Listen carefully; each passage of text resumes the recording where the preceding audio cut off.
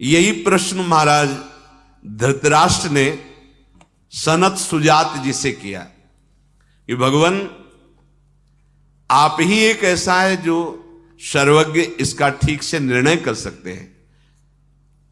मनुष्य दो प्रकार के कर्म करता ही रहता है।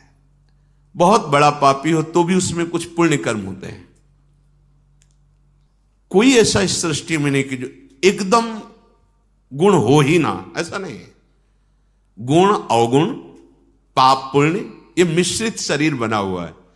अगर कोई संभाल ले गया और कुमति को नष्ट कर लिया तो फिर सुमति हो, फिर मोक्ष पद भी प्राप्त हो जाती है, फिर वो पाप पुण्य दोनों से ऊपर उठ जाता है। नहीं तो प्रायः देखा जाता है बड़े से बड़े गुणवान में भी कोई दोष होता है और बड़े से बड़े दोषी में कोई गुण होता है। ये गुण दोष में सृष्टि की रचना है। जड़ चेतन गुण दोष में विश्व कीन करतार, संत हंस गुण गाहे पे परिहरि वारि विकार। तो महाराज एस्मिन धर्मान ना चरंती ही केचित तथा धर्मान केचिदिहा चरंती धर्म पापेन प्रतिहन्यते स्वी दुताहो धर्म प्रतिहंति पापम।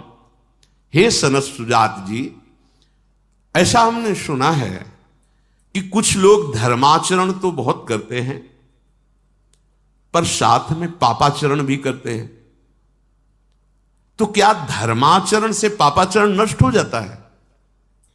सनत सुजात जी ने कहा, उभयमेव तत्रोपयुज्यते फलम धर्मस्यै वेतरस्य च।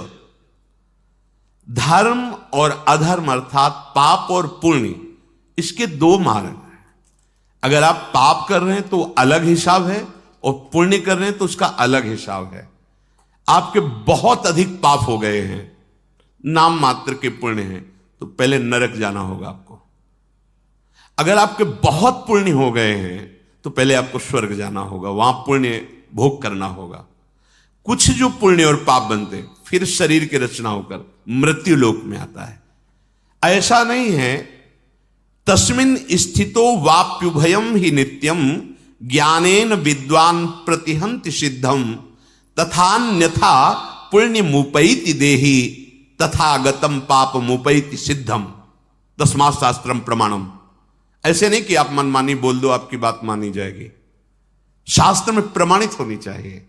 श्री सनत सुजात जी कह रहे हैं कि पुण्य के द्वारा पाप को नष्ट नहीं किया जा सकता, उसका अलग विभाग है, उसका अलग आपको फल मिलेगा। हां, एक उपाय है जिससे नष्ट किया जा सकता है, वो है भगवान का भजन। ये त्रिगुणात्मिका माया से बिलग है।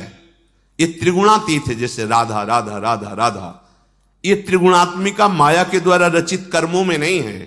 भगवान का नाम, भगवान का रूप, भगवान की लीला, भगवान का धाम, ये त्रिगुणातीत है। ये गुणमयी माया के अंतर्गत नहीं है, ये मायातीत है। इसी मायातीत नाम के बल से हम माया पर विजय प्राप्त करते हैं।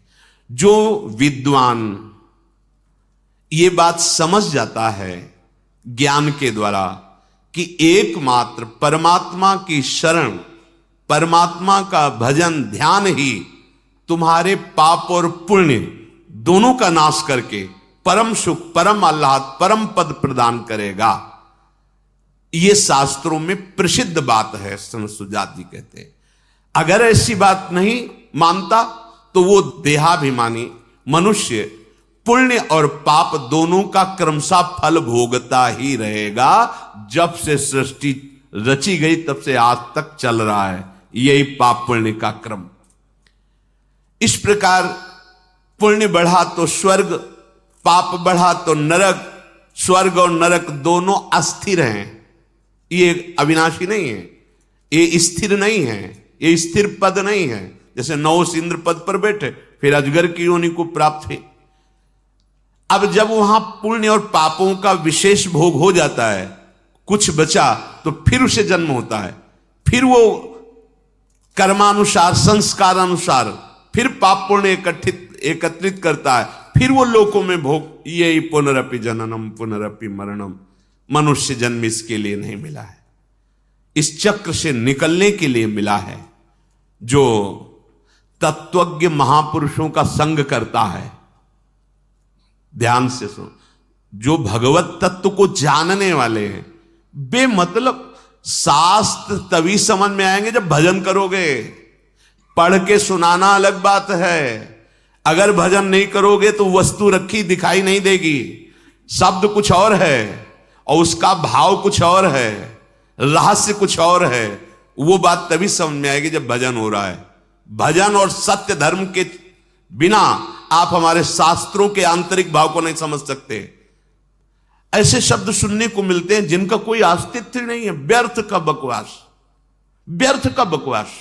सामने ग्रंथ रखा है, कहीं भी उसमें नहीं है ऐसे वाक्य नहीं। तस्मात् शास्त्रम प्रमाणम, आप जो भी बात बोले शास्त्र प्रमाणित तभी कहा गया है। बोलने का अधिकार तभी पहले सुना हो, किसी महापुरुष के पास बैठ करके कई बार जिस शास्त्र को सुना हो, खूब अच्छे से उसमें रचा पचा हो और अपने आचरणों में उतारा हो और उस बात का अनुभव किया हो, फिर बोलो। ऐसे नहीं, भगवत ऋषि जी कह रहे ऐसे नहीं बोले, नहीं, पहले खूब अनुभव करो, फिर जब बोले तो हृदय की ग्रंथि खोले, जड़ चैतन्य की ग्रंथि का भेदन करके परमात्मा साक्षात्कार करा दे। ऐसे मनमानी आचरण नहीं। हां, एक उपाय है, अब बोध हो गया आपको, गलती हुई, सत्य मार्ग से भ्रष्ट हो गया, अब तन मन प्राण सब कुछ भगवान को समर्पित करके धर्म से चलूंगा और उनका नाम लूंगा और जो दुख सुख आएगा उसे सहूंगा। मुक्त हो जाओगे, पक्का मुक्त हो जाओगे। तो दियम वस्तु गोविंदम तुभ्यमेव सम, आपकी वस्तु आपको समर्पित। अभी तक अहंकार के कारण दुर्गति हुई, हे नाथ अब ये कहीं कुछ समर्पण नहीं करना, जो जाए वही है। हम ये नहीं कह रहे कि आपके पवित्र होने का रास्ता ही नहीं, रास्ता है पर ऐसा नहीं है।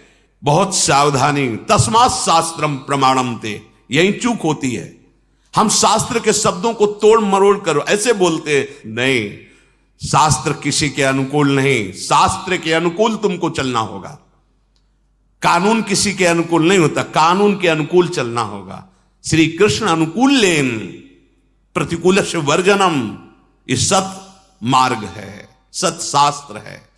कभी भी कोई पुण्य करके पाप को नष्ट नहीं कर सकता। यहां सनत सुजात जी बोल रहे, पाप का अलग हिसाब है, पुण्य का अलग हिसाब। अगर नष्ट करना है तो एक उपाय है, भगवान की शरण में हो जाओ, उनका नाम, उनका आश्रय, उनका चिंतन।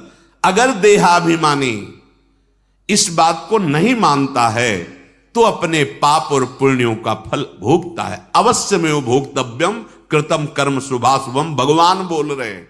शुभ माने पुण्य, अशुभ माने पाप, अवश्य में वो भोगता, अवश्य भोगना पड़ेगा।